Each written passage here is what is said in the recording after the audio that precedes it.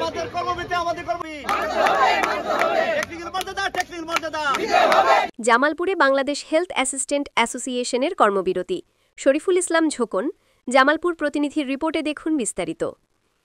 স্বাস্থ্য ও পরিবার কল্যাণ মন্ত্রণালয়ের অধীনস্থ সম্প্রসারিত টিকাদান কর্মসূচি ইপিআই সহ তৃণমূল পর্যায়ে স্বাস্থ্যসেবায় কর্মরত স্বাস্থ্য সহকারী, সহকারী স্বাস্থ্য পরিদর্শক ও স্বাস্থ্য পরিদর্শকদের দাবিকৃত নিয়োগ বিধি সংশোধন, ইন সার্ভিস ট্রেনিং ও ১৪তম গ্রেডের আপগ্রেডেশন সহ ৬ দফা দাবি দ্রুত বাস্তবায়নের লক্ষ্যে ইপিআই আসন্ন টিসিভি টিকাদান ক্যাম্পেইন সহ সকল প্রকার কার্যক্রম বর্জন করে অনির্দিষ্টকালের জন্য কর্মবিরতি চলছে।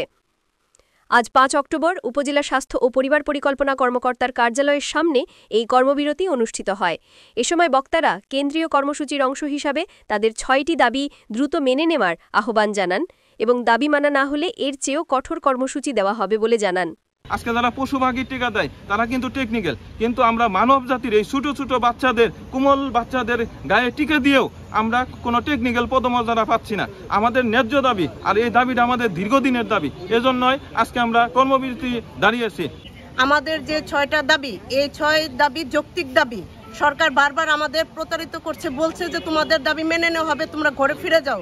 আমরা সরকারের কথা বিশ্বাস করে আমরা ঘরে ফিরে গেছি, কিন্তু আজও আমাদের এই দাবি মেনে নেওয়া হয়নি। আমরা মানুষ জাতির সেবা করে মানুষ জাতিকে টিকা দিয়েও আমরা টেকনিক্যাল পদমর্যাদা থেকে বঞ্চিত এবং টেকনিক্যাল ভাতা থেকে বঞ্চিত। যতদিন আমাদের দাবি পূরণ না হবে আমাদের ইপিআই কার্যক্রম সহ টিসিবি কার্যক্রম সব বন্ধ থাকবে, এটাই আমাদের দাবি।